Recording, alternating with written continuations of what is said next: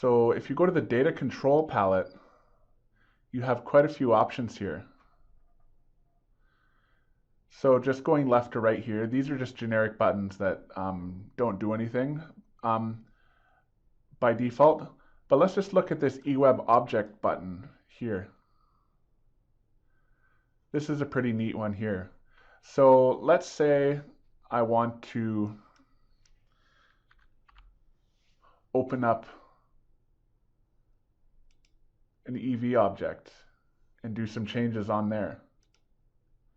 If I just drag EV1, for example, you can see that the path of this button has changed to EV1. So what this does is if I click on this button, it's going to open up the associated object dialog page. But what makes this button really cool is how dynamic it is. If I just duplicate that button, I just press Control D, and let's say I want to actually show a schedule object and open it up in IntelliWeb and make some changes there, I can just drag and drop a schedule object right onto this button, and it automatically knows that it's a schedule object and changes its icon. So if I then click on that schedule object, it's going to open the correct object, and I can do all my changes there. Just one more example of this. Same thing with a multi-trend. If I just drag and drop a multi-trend right onto it, automatically changes to the icon as seen in IntelliWeb, and it opens up for me.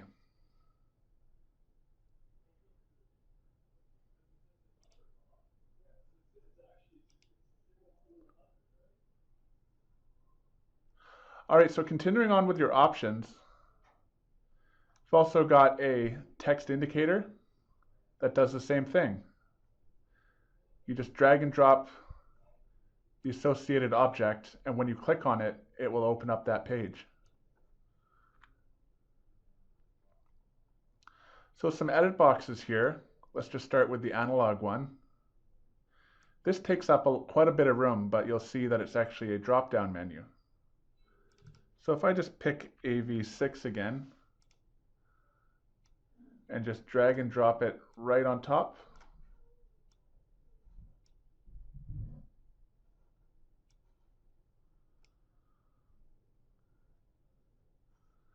and if I go preview, all I can see is the current value, which is good because if I have a whole bunch of values around an air handling unit, I won't be able to fit 25 of these around it, for example. But this is dynamic, so when I hover over it, it gives me my options. So if I want to just manually change this to 75 and go save, you can see that it actually writes to it. If I'm writing here and I decide I actually don't want to do this, I just go cancel and it just closes it and it doesn't write it. I've also got a binary version of this. So if I just get a BO, for example, and just drag and drop,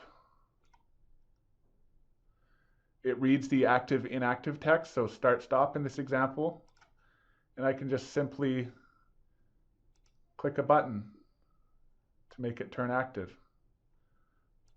or click the stop button to make it inactive, or press the auto button to make it inactive.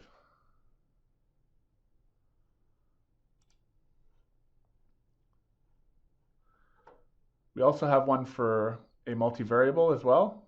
It just works exactly the same.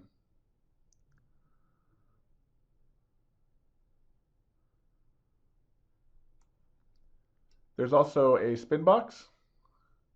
If you just drag and drop, let's just go with good old AV6 again. Drag and drop.